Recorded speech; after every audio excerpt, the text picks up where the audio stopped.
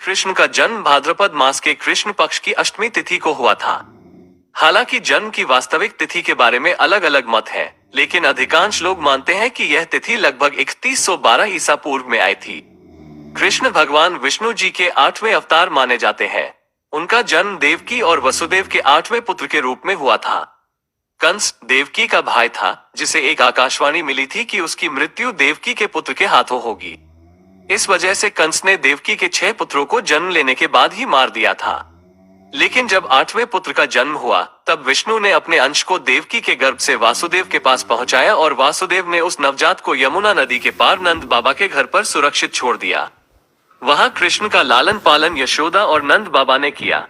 कृष्ण जी के जन्म को जन्माष्टमी के रूप में मनाया जाता है और यह हिंदुओं का एक महत्वपूर्ण त्योहार है। जन्माष्टमी के दिन भक्त उपवास करते हैं, मंदिरों में भजन कीर्तन करते हैं और भगवान कृष्ण का जन्मोत्सव मनाते हैं। क्या आप कृष्ण जी के जीवन के बारे में कुछ और अवश्य भगवान श्री कृष्ण के जीवन के बारे में और जानकारी आपके लिए। बचपन कृष्ण का जन्म मथुरा में हुआ था, लेकिन उनके पिता वसुदेव ने उन्हें शिशु के रूप में यमुना नदी पार कर नंद बाबा के घर छोड़ दिया था, ताकि उनके मामा कंस से उनकी रक्षा हो सके। नंद बाबा और यशोदा ने कृष्ण का लालन पालन किया और वह गोकुल में गायों को चराते हुए बड़े हुए। कृष्ण एक शरारती और हंसमुख बच्चे थे, जिन्होंने कई लीलाएं की, जैसे कि कालिया नाग को वश में करना और गोपियों के साथ रास करना। युवावस्था कृष्ण बड़े होकर एक शक्तिशाली योद्धा बने। उन्होंने कंस का वध किया और मथुरा के सिंहासन पर उग्रसेन को बिठाया। उन्होंने कौरवों के खिलाफ पांडवों की ओर से महाभारत के युद्ध में भी भाग लिया।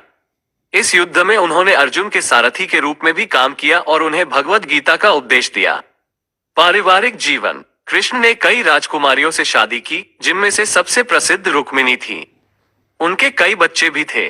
अंतिम वर्ष कृष्ण के जीवन के अंतिम वर्षों में यादवों के बीच अंतरकलह हुई। इस दौरान कृष्ण ने अपने शरीर का त्याग किया।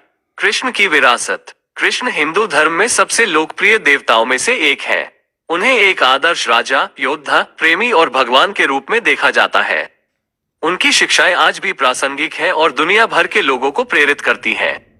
मुझे आशा है कि यह जानकारी आपको उपयोगी